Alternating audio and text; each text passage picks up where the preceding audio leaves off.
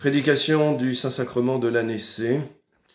Oh là là, me suis-je dit en voyant les textes de la liturgie, Melchisédek, qu'est-ce que nos paroissiens ont à faire de ce personnage-là, si lointain dans le temps, si éloigné de leurs préoccupations.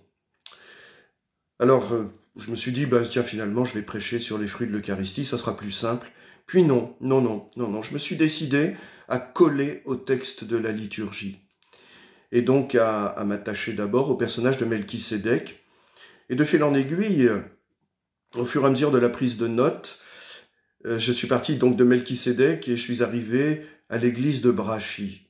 Alors bien évidemment, il y a eu un détour par l'apôtre Paul, et puisque celui-ci, une fois converti, a dû faire un parcours catéchuménal. Il a dû en effet découvrir un enseignement nouveau.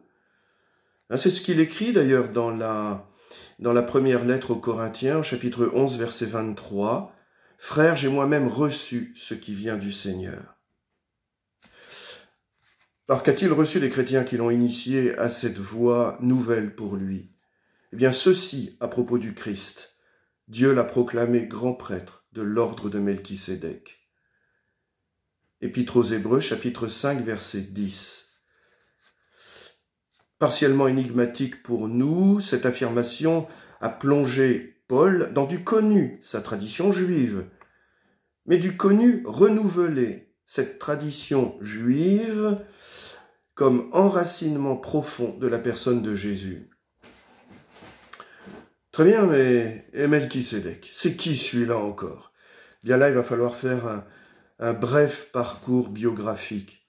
Alors, Melchisédek, roi de justice et de paix, prêtre du Dieu souverain.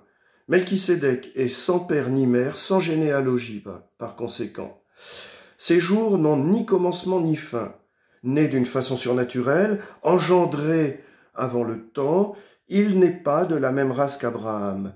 Il est sans descendance et vivant à jamais. Abraham va même jusqu'à s'incliner devant sa bénédiction, et il se sent même en devoir de lui verser la dîme. Après cet épisode, l'Écriture sainte ne fait plus mention de Melchisédek jusqu'au temps du roi David, et la déclaration du psaume adressée au roi David, « Tu es prêtre éternellement à la manière de Melchisédek ». C'est le psaume 109, le verset 4. Melchisédek est nommé ici comme le type d'un sacerdoce qui dépasse celui des prêtres juifs. D'ordinaire, on offrait des sacrifices sanglants. Or, Melchisédek est le premier dans la Bible qui offre à Dieu le pain et le vin.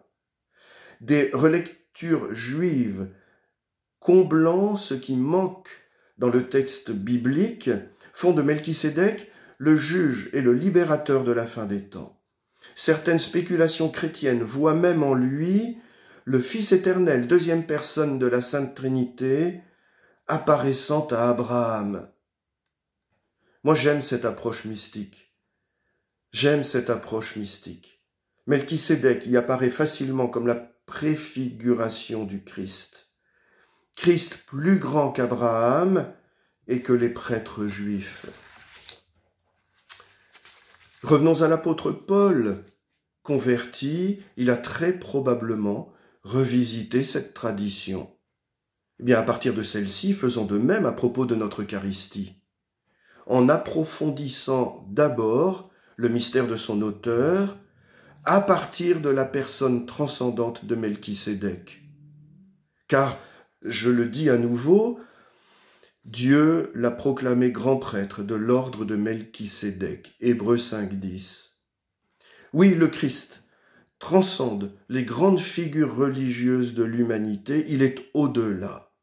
On ne peut pas dresser une liste des grands religieux de l'humanité et y insérer Jésus entre tel ou tel. Par conséquent, le rite majeur qu'il propose est au-delà de tout rite religieux.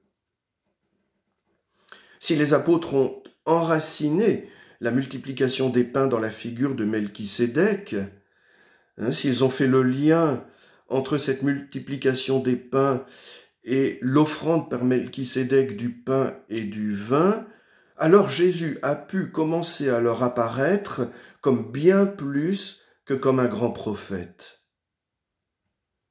Alors, s'ils l'ont fait, La multiplication des pains n'a pas été, pour eux, seulement l'acte spectaculaire d'un homme au pouvoir supérieur, animé d'une grande charité, et tellement pieux qu'il fait le bénédicité avant le repas.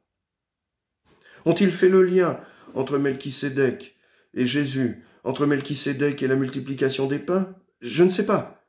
Mais s'ils l'ont fait, voilà ce qu'ils ont pu découvrir de Jésus. Bien, nous-mêmes faisons la même chose avec notre Eucharistie. L'Esprit Saint pourra nous en faire percevoir toute la profondeur. Faisons le lien entre Melchisédek et notre Eucharistie. Les simples choses que sont alors le pain et le vin, ainsi que le rite de la consécration, tout cela est fort modeste visuellement, eh bien tout cela nous semblera bien plus grand que les apparences. Tout cela vient de très loin, a été longuement préparé par Dieu. Alors, quand nous entrons dans une église pour l'Eucharistie, laissons Melchisédek nous rappeler l'église de Brachy, où il est écrit « Vivons notre messe ». Amen.